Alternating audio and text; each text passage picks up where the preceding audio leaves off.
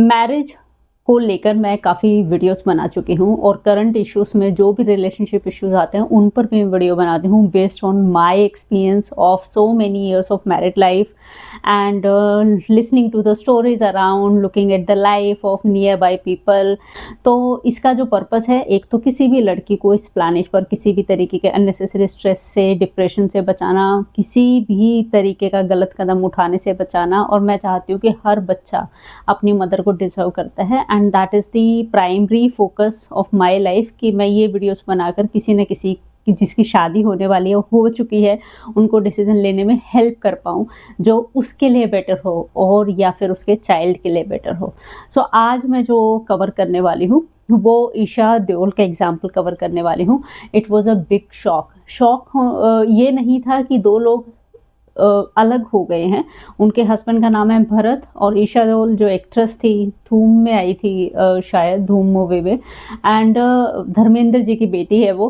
तो ईशा देओल को, धर्मेंद्र एंड हेमा मालिनी की बेटी है, ईशा देओल को तो सब लोग जानते हैं। अब आज ये नहीं है कि किसी बॉलीवुड सेलिब्रिटी का स्प्लिट हुआ है या ऐसा कुछ हुआ है तो मैं कवर करने जा रही हूँ। इसके पीछे एक स्टोरी है जो मैं चाहती हूँ कि हर लड़की, हर लेडी समझे इस बात को कि ये सारी जो चीज़ें हैं ये किसी की भी लाइफ में हो सकती है अगर हम इन चीज़ों को इग्नोर करते हैं तो सबसे गलत बात क्या हुई इस रिलेशनशिप के टूटने की कि ऑलरेडी 2 बच्चों को आप अपनी लाइफ में ला चुके हो जो बहुत छोटी हैं, 2 लड़कियां हैं, और उसके बाद आपने मन बना लिया मूव ऑन करने का। तो अब बात कर लेते हैं, 2012 में इस कपल की शादी होती है, ईशा देओल एंड उनके हस्बैंड है भरत। अब इस स्टोरी से जो ये कहानी है, इससे हम हर लेडी, हर लड़की को कुछ ना कुछ ज़रूर सीखना चाहिए। कुछ क्या, एक स्ट्रॉन्ग मैसेज यहाँ से जाता है जो हम कभी सीख ही नहीं पाते दूसरे लोगों की लाइफ में, क्योंकि ये तो किसी के साथ भी हो सकता है। तो 2012 में शादी होती है, 2017 मतलब 5 साल के गैप के बाद शी मैरिड वन पर्सन जो हर चीज़ में वेल ऑफ था, गुड लुकिंग था, एवरीथिंग सेटल्ड था, सब कुछ। दे बोथ मैरिड एंड ये भी एक सेलिब्रिटी फैमिली से, बॉलीवुड फैमिली से आ रही है। She has a good family background, everything all settled, well strong. So 2012 से 2017 में शादी होती है। मतलब 5 साल में जनरली जो लड़कियां गलती करती हैं, जो मैंने भी की है, हर लड़की करती है, जब हमारी नई शादी होती है ना, जैसे कि ईशा देओल ने एक बुक भी लिखी है और मैंने बुक नहीं पढ़ी है, लेकिन उसके आर्टिकल काफ़ी बार आए हैं जब से इनका डिवोर्स हो चुका है। और जो भरत है, उनकी नई जो गर्लफ्रेंड है, उनके साथ उन्होंने पिक्चर्स डाली हैं कि ईशा देओल लिखती है कि मुझे बोला गया कि आपको ज़्यादा वेट नहीं गेन करना। तो जो वेट नहीं गेन करना, ये सारी चीज़ें, मतलब 2012 से 2017 5 साल में आप इंसान को अच्छे से समझ चुके होंगे। लेकिन 5 साल में जो लड़कियां हैं ना, वो इस तरीके से नर्चर की जाती हैं जब से जन्म होता है कि आपको अपना बेस्ट देना है। शादी के जो कुछ साल है ना, 2, 3, 5 साल बेस्ट देना है, आपको हर चीज़ में एडजस्ट करना है, आपने लोगों को खुश करना, आपने अपना बेस्ट वर्जन नहीं, वो वर्जन देना है जो आप हो भी नहीं। अगर आपको स्लीवलेस पहनना पसंद है, लेकिन अगर आपको रखनी है कवर्ड स्लीव्स, अगर आपको पसंद है कि नहीं यार ये गलत लग रहा है मुझे बोलना या बताना कि नहीं मेरे को ये समझ नहीं आ रहा, लेकिन आपको बताया जाता है कि शादी के फर्स्ट फ्यू ईयर्स आपको बेस्ट इंप्रेशन देना and you stay quiet. But क्या ये स्टोरी कंटिन्यू रहती है जो ये 5 साल रही? नहीं। इसका रीज़न ये है कि देखो, फाइनली आपको परमानेंट उस घर में रहना होता है। तो स्टार्टिंग के आप जो 4-5 साल इंप्रेशन छोड़ते हो ना बेस्ट बहू होने का उस परिवार में, वो आपके हस्बैंड को बहुत खुश कर देता है। जैसे कि उसमें एक इंटरव्यू में भरत ने भी बोला है कि वो अब मेरी पेरेंट्स का ध्यान रखती थी, मेरी सिस्टर से बहुत मिलजुल के रहती थी, बहुत होमली लड़की है, आई अप्रिशिएट दोज थिंग्स। तो उस एप्रिशिएशन का कोई क्या ही करेगा जब आपके साथ उसने 2 छोटे-छोटे बच्चे प्लान कर लिए, now you want to move on. आपको नहीं है कि मैं अपने बच्चों के लिए at least let the kids grow big. तो उस एप्रिसिएशन का कोई क्या ही करेगा। लेकिन he appreciated his wife in an interview कि शी इज़ वेरी होमली, सबका ध्यान रखती है, घुल मिल के रहती है। अब जो 5 साल ईशा देओल ने बेस्ट इंप्रेशन दिया अपनी लाइफ का 2017 पहला बच्चा आने से पहले, उसने सब छोड़ दिया, मूवीज, एक्टिंग, ये वो करियर सब कुछ छोड़ दिया। शी फोकस्ड ऑन कि भाई उसकी फैमिली को खुश रखा जाए। यही तो हमारी नर्सरिंग होती है। हमारी जो इंडियन फैमिलीज है वो हमें इस तरीके से समझाती भी है, हमें ज्ञान भी दिया जाता है। और चाहे ये बड़े से बड़े परिवार की बात हो, छोटे छोटे फैमिली की बात हो, कि आपको बेस्ट देना है अपने फ्यू ईयर्स में, इम्प्रेस कर देना है सबको। तो आप इम्प्रेस करने में लगे रहते हो। वाई? बिकॉज आपको लगता है कि मैं बेस्ट दूंगी तो people will also treat me best. लेकिन होता क्या है, जब आप फर्स्ट टाइम किसी के परिवार में एक बहू बन के जाती हो और आप अपना बेस्ट इंप्रेशन देती हो, तो होता ये है कि आपको ऐसे ही एक्सपेक्ट किया जाता है पूरी लाइफ के लिए, कि जैसे आप 4-5 साल थे वैसे ही आपसे एक्सपेक्टेशन रखी जाती है। इसका मतलब मैं ये बिल्कुल भी एडवोकेट नहीं कर रही, बिल्कुल भी ये नहीं कह रही कि आप अपना बैड बिहेवियर दिखाओ। The only thing, stay genuine, जैसे आप हो, जैसे आपको लगता है आप पूरी लाइफ रहना चाहते हो। आप रिस्पेक्ट दो लोगों की, लोगों की बातें सुनो, लोगों के साथ एडजस्ट भी करो, बट एक्सट्रीम लेवल पर सारी चीजें करने से आप जितना उनको शोकेस करोगे फर्स्ट 4-5 ईयर्स में बेस्ट इंप्रेशन देने का, वो सेट हो जाता है, वही पूरी लाइफ एक्सपेक्ट किया जाता है। और अगर आप ऐसा नहीं करते हो, वहां पर आ जाते हैं कॉन्ट्राडिक्शन, वहां पर आते हैं क्लैशेस, प्रॉब्लम्स, और फिर थॉट प्रोसेस चेंज होता है। पहले बहुत अच्छी थी, अब नहीं है। तो ये नहीं है कहने का मतलब कि आप बैड बिहेवियर दिखाओ, अपना गुड दो, बेस्ट तो, लेकिन वो वर्जन मत दिखाओ जो आप पूरी लाइफ प्ले नहीं कर सकते। तो 5 साल ईशा देओल ने बेस्ट दिया, जैसे हम लोगों को नर्चर किया जाता है कि आप बेस्ट दो, घर का ध्यान रखो, खुश रखो, हस्बैंड को खुश करो, घर को अच्छे से संभालो, उसके पेरेंट्स को खुश करो, सारी चीज़ें उसने की। And he appreciated also. तो 2017 में उसने एक बेटी को जन्म दिया। तो मतलब 5 साल बाद, 5 साल में एक पर्सन जो एक लड़की है वो अच्छे समझ जाती है घर क्या है, हस्बैंड क्या है, कैसा है। प्रॉब्लम पता है क्या है, पहले जो कुछ साल होते हैं जब हमें कुछ काफ़ी सारी कमियां नज़र आती हैं, यार ये ऐसा नहीं है, ये ऐसा नहीं है, मुझे ऐसा तो चाहिए नहीं था, या मेरी मदर इन लॉ ऐसे कर रही है, ये तो मेरे को समझ ही नहीं आ रहा है। बट हम हर चीज़ को इग्नोर करते हैं, कंसिडरिंग कि आगे सब ठीक हो जाएगा। और ये ज्ञान हमें कौन देता है? हमारा ही समाज देता है, आगे सब ठीक हो जाएगा, एडजस्ट कर लो, शादी ऐसे ही होती है। इसका मतलब ये नहीं है कि देखो हर शादी के अपने अपने चैलेंजेस हो सकते हैं, एंड शादी is not bad at all. The only purpose is कि बहुत ज़्यादा हार्म ना हो, आपको ये ना लगे कि यार मुझे तो पूरा यूज़ कर लिया गया, फाइनेंशियली, इमोशनली, आपको फिजिकली पूरा यूज़ किया गया एक शादी के नाम पे, and then you are thrown out of one relationship जब आपको ज़रूरत थी साथ की। तो वो स्टेज ना आए, इसीलिए बहुत ज़रूरी है कि पहले 5 साल बेस्ट इंप्रेशन देने के बजाय आप अच्छे रहो, अपना अच्छा बिहेवियर रखो, रिस्पेक्टफुल रहो, सब कुछ रहो, लेकिन उतना ही रहो जितना आप पूरी लाइफ रख सकते हो, कर सकते हो। सेकंड ये है कि ये आप अपनी फर्स्ट डॉटर को ले आए। तो जब आप अपने फर्स्ट बच्चे को लाते हो, उससे पहले क्या क्या आपको चेक करना चाहिए, इसके लिए डिटेल्ड वीडियो बना चुकी हूँ, वो वीडियो आप जरूर देखें अगर आप चाइल्ड प्लानिंग की सोच रही हैं अपनी शादी में, तो या आप किसी को सलाह दे रही हैं जो आपके नियर एंड डियर बहुत क्लोज है। तो फर्स्ट बच्चा किसी भी शादी में तब आना चाहिए जब आप उस वीडियो के सारे चेक्स को मीट कर लो। अब कई बार ऐसा लगता है कि नहीं यार, नहीं किया, एक नहीं किया, 2 नहीं किया तो शादी टूट जाएगी। तो वो शादी तब भी टूट सकती है जब आप बच्चे अपनी लाइफ में ले आओगे, एक की बजाय 2 ले आओगे। क्या आप किसी को होल्ड कर सकते हो, पकड़ सकते हो? और आजकल तो जो अडल्ट्री है, एक्स्ट्रा मैरिटल अफेयर्स हैं, that is not at all illegal. मतलब आप कोई भी एक्स्ट्रा मैरिटल अफेयर में जा सकता है, लड़का जा सकता है, लड़की जा सकता है, कोई कानून उसको बाउंड थोड़ा ना करता है, आपको लॉयल ही रहना है। सो 2017 में एक बेटी लेकर आती है, 2019 में दूसरी बेटी लेकर आती है। मतलब कितना, सिर्फ 2 साल का गैप।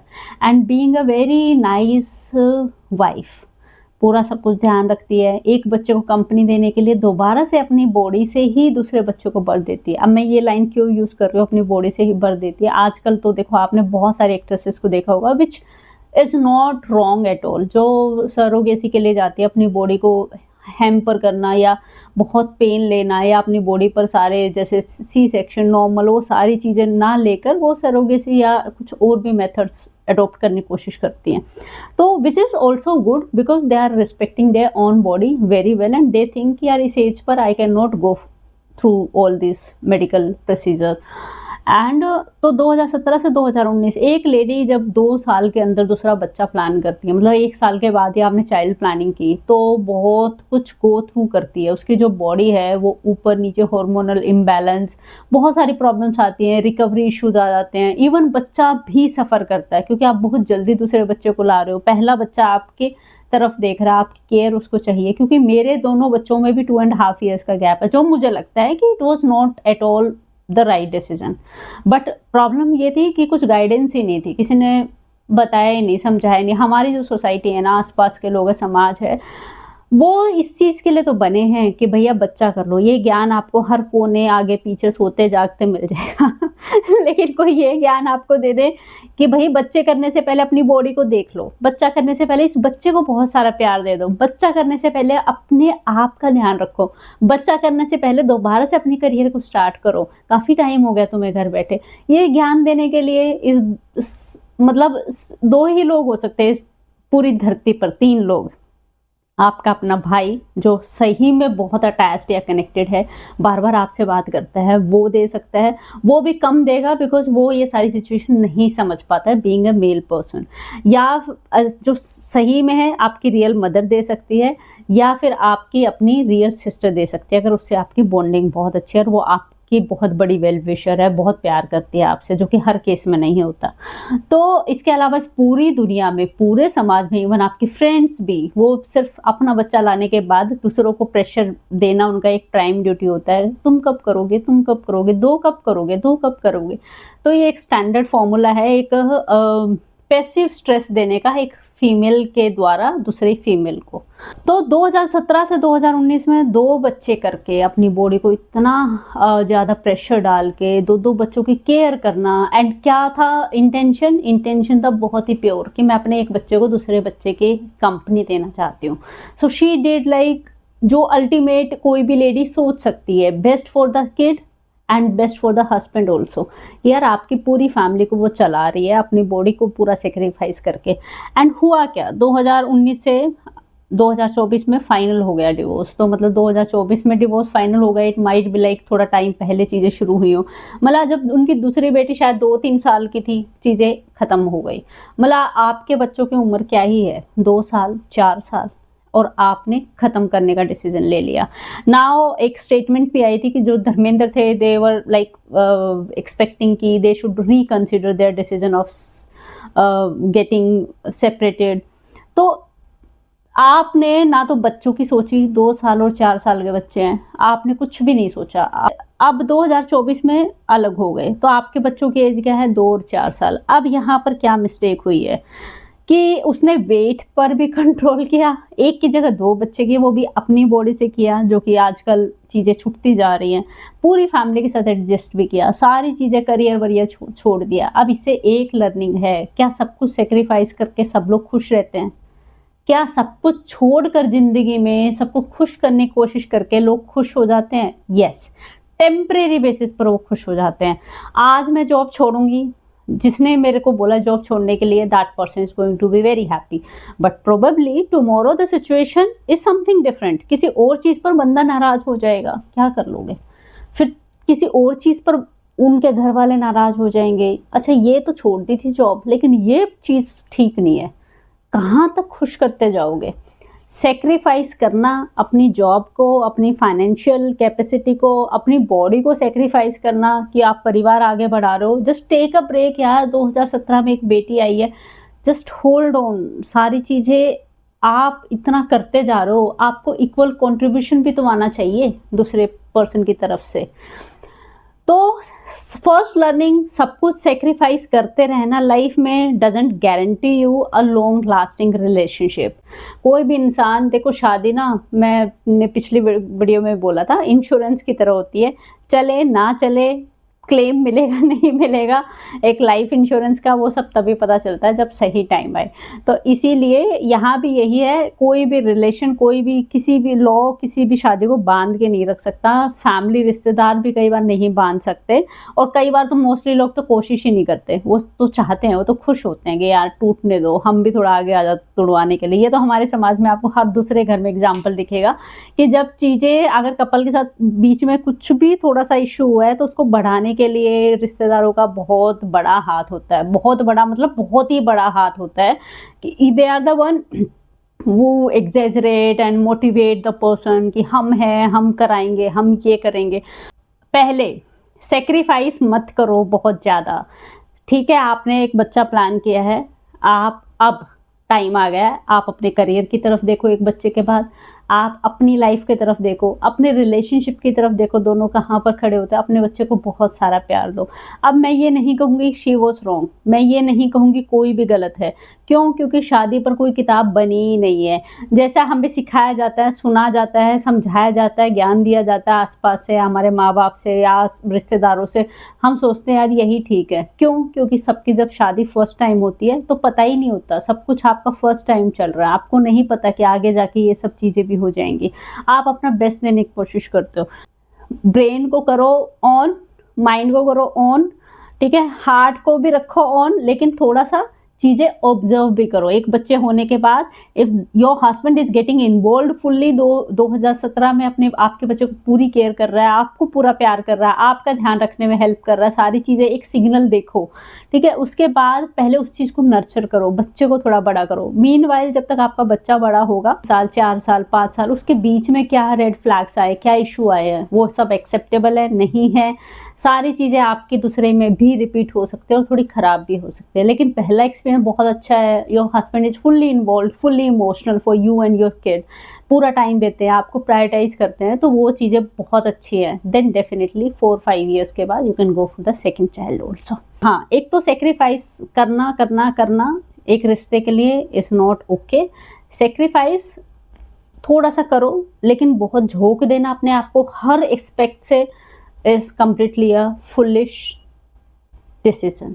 Particular about looks, कुछ लोग ऐसे होते हैं and father mother's happiness, yes, कुछ लोग ऐसे होते हैं जो जिनको ना अपनी फैमिली से ऊपर कुछ नहीं दिखता। मतलब इट्स नॉट बैड कि आप अपनी फैमिली को प्यार मत करो, बट आपके जो स्पाउस आते हैं now that is also your family, that is your responsibility, that is your priority, that is should be main part of your life also. So doesn't mean that you ignore your parents or your family, it means just having the sync and coordination and resolving the issue and come at front अगर कुछ ऐसा dispute आता है तो, and take the charge of the situation rather than running away. So अगर आपको लगता है कि जो आपके spouse हैं वो बहुत looks को लेकर भी oriented हैं, जैसे कि आप के अंदर कुछ चेंज आ गया फर्स्ट बच्चे के बाद और उनको लगता है कि यार ये नहीं ठीक है, वो नहीं ठीक है, आपके बॉडी में कुछ इशू आ गया, ये करो वो करो, तो बस इट्स एन इंडिकेशन कि शायद हो सकता है कि वो आपको या तो लाइफ लॉन्ग ऐसे एक्सपेक्ट करे, नहीं हो पा रहा है तो हो सकता है he may look for something else, means like in this case second relationship got involved. So father mother happiness का मतलब ये होता है अगर कोई आपके स्पाउस जो है वो बहुत पर्टिकुलर अपने मदर को लेके, फादर को लेके, बहुत सारे लड़के हैं मम्मास बॉय होते हैं, भाई मदर ने जो कह दिया वो पत्थर की लकीर है, चाहे वो कुछ भी कहे, अगर वो ऐसे हैं और आपने फर्स्ट बच्चा कर लिया, उसके 3-4 साल 5 साल ऑब्जर्व करो बिहेवियर, फिर भी अगर वो ऐसे हैं तो सारी चीज़ें पहले एनालाइज करो, डोंट जंप इनटू कि मुझे सेकंड बच्चा भी करना है, एनालाइज करो। तो इसका रीज़न ये है कि जब आप फर्स्ट बच्चा ले आए हो, अगर वो अब भी ऐसे ही हैं कि भाई आप कहीं स्टैंड नहीं करते, उनकी मदर या उनके फादर या उनके पेरेंट्स पहले आते हैं हर चीज़ में, उनसे पूछा जाएगा, वो बताएंगे, वही फाइनल होगा, आप कहीं आगे पीछे हो नहीं इतना डिसीजन मेकिंग में कहीं भी। तो आप ये मान के चलो जब आप पहला बच्चा कर लेती हो, उसके बाद आप अपने हस्बैंड को खुश रखने के लिए कि मैं अपनी फैमिली को आगे बढ़ा रही, 2 बच्चे भी कर लेती हो अगर वो चाहते हैं, तो कल के डेट में अगर कुछ भी क्लैश होता है उसके पेरेंट्स के साथ जो कि कंट्रोलेबल चीज़ नहीं है, हो ही सकता है, नॉर्मल सी बात है, अगर एक परिवार में लोग रहते हैं, ऊपर नीचे छोटी मोटी चीज़ें सबके घरों में चलती है, तो हो सकता है कि वो पर्सन फिर से आपको इग्नोर कर दे, बेशक आपने 1 बच्चा कर लिया, उसके साथ 2 बच्चा कर लिया। So just understand the tendency behavior of your spouse also after having first child and before having the child in the initial years of your marriages. Now let's go. अब कोई कह सकता है कि यार देखो किसी को कोई भी पसंद आ सकता है, जैसे कि ईशा देओल के केस में भरत है, उनको कोई पसंद आ गया, now he has plan to move, कि आपका डिवोर्स हो गया, आप अलग हो चुके हो, अब Esha Deol is left with 2 girls. तो आप को पेरेंटिंग कर रहे हो, दोनों मेन वेमेन दोनों बच्चों को प्यार दे रहे हैं, लेकिन बच्चे किसके साथ रह रहे हैं? वेमेन के साथ। एंड बट ऑब्वियस यहाँ पर वेमेन जो है वो काफ़ी सेंसिटिव, इमोशनल होती हैं अपने बच्चों को लेकर। क्यों? क्योंकि वही बर्थ दे रही है, उनकी जो फीलिंग्स है वो बहुत स्ट्रोंग होती है, जिसको कोई एक्सप्लेन नहीं कर सकता, लेकिन हर मदर इस बात को बहुत अच्छे समझ सकती है। तो Esha Deol is keeping both the daughters, and primary source जो होता है ना, प्राइमरी कंसर्न पर्सन, कि मेरी बेटियां ठीक रहे, पूरी लाइफ उनका फ्यूचर अच्छा बने, उनकी लाइफ ठीक रहे, वो सेफ रहे full life, through out life. एक बच्चा अभी आया है, उसके बाद नेक्स्ट 25 और even I can say to 30 years तक, that mother is going to be little concerned and little worried also for safety, for upbringing, for education, for settlement, for everything related to both the girls. तो ये एक normal motherhood की feeling है जो her mother अपने बच्चे का best चाहती है। अब यहाँ पर this man, the husband of Esha, has already planned to move on. He can easily move on because he is not keeping both the daughters. Co-parenting is different. But बच्चों को रखना अपने साथ और फिर दूसरी शादी में एडजस्ट करना इज डिफरेंट थिंग। तो यहाँ पर he has already moved on. 2024 में वो सेपरेट हुए हैं, अभी 2025 ही चल रहा है, कुछ 3-4 दिन पहले ही न्यूज़ आई है। तो यहाँ पर he has already moved on. लेकिन क्या ये जो लेडी है, she will be able to move on? No. Why so? अब सम पीपल विल से नहीं लड़कियां भी मूव ऑन कर जाती है। मूव ऑन कर जाएंगी if she has no kid, she has no child. और यस, आप कोई माने ना माने, जब आपकी गर्ल चाइल्ड होती है ना, बेटी होती है, बेटियां होती है, उसके कंपैरिजन में जब आपका एक बेटा होता है, 2 बेटे होते हैं, वो और भी डिफिकल्ट फेज होता है जब आपकी एक बेटी या 2 बेटी होती है। आप उसकी सेफ्टी को लेके एक्स्ट्रा कंसर्न रहते हो कि जब नेक्स्ट पर्सन जिसके साथ आप सेटल होने की सोच रहे हो, क्या वो सेफ पर्सन होगा आपकी डॉटर के लिए। एंड नाउ डेज तो यस आई कैन से कि अगर आपका बेटा भी है तो भी आप काफ़ी इनसिक्योर फील करते हो जब तक आप 100% श्योर ना हो जाओ कि ये पर्सन ठीक है आपके बच्चे के लिए। तो बहुत रेयर मदर्स हैं जो कि इतनी छोटी एज में, जब आपकी डॉटर्स की एज 2 साल, 4 साल, 7 साल, 10 साल है, मूव ऑन करने की सोचती हैं। So here the life is getting stopped. Yes, she can concentrate on the career because she has got the parents support, but काफ़ी सारे केसेस हैं जिसमें पेरेंट्स भी सपोर्ट नहीं करते। आप मिडिल, अपर मिडिल क्लास छोड़ो, हायर क्लास में भी लेंगे तो वहाँ भी पेरेंट्स अपनी डॉटर को अपने घर पर लाकर या उसको सपोर्ट करना प्रेफर नहीं करते। They want her to adjust at any cost, या फिर वो अलग कहीं भी जा के रहे एंड वो थोड़ा फ़ोन पे बात करते रहते हैं। ये है रियलिटी। लेकिन हाँ, अगर कोई अपने बच्चे को सपोर्ट कर अपनी डॉटर को, then they are like really, this is not appreciable, this is a normal responsibility of any parent. अब यहाँ पर जो ईशा है, she will not be able to move on so fast, तो आप छोड़ो, for years time completely she will not be able to get into a relationship, for permanent relationship like marriage. ऐसा नहीं है कि fathers are bad, but father भी concern रहेंगे, but इतना एक्सट्रीम लेवल का नहीं होता। And specially if he has already moved on very fast, so hardly, मतलब इट्स लाइक ठीक है, मिलना जुलना, डॉटर्स का थोड़ा टेक केयर करना, बट जो प्राइमरी है 80% to 90% पूरा केयर, रिस्पॉन्सिबिलिटी, कंसर्न है वो मदर की रहती है। सो इस केस में क्या हुआ, अगर इनका कोई बेबी नहीं होता, बच्चा नहीं होता, if she would have been exit before 2017 की 5 साल में आपने सब कुछ देख लिया, समझ लिया है, तो she could very easily fast move on. वो 1, 2, 3 साल में फटाफट से मूव ऑन कर सकती थी। She could settle her life again. She is here, she can continue career, but she can not remarry, she can not resettle her self for so many years, and he has already moved on, not even yet like 1 year भी नहीं हुआ है, उससे पहले ही फटाफट से move on हो गया है। So this is the difference between main and women. जब आप एक शादी में जाते हो, sacrificing and just ignoring everything and just focusing on the children is going to hamper you. Just focus on your career, your growth, your finances, your health, mental, physical, every kind of health. and then your child also, and on your relationship also, is it going to be mutual or one sided effort only? So my effort is to make every woman, every lady have observation skill into the relationship also. It should come from both the end, either it is care, sharing, everything. So it should come from both the end, rather than one person is just putting all the effort and sacrificing everything and just moving to run the relationship. Friend, so body physically भी उन्होंने बहुत sacrifice किया और career wise भी sacrifice किया, इतना सारा time devote करके अपना बेस्ट एफर्ट भी लगाया, but what did she get in return?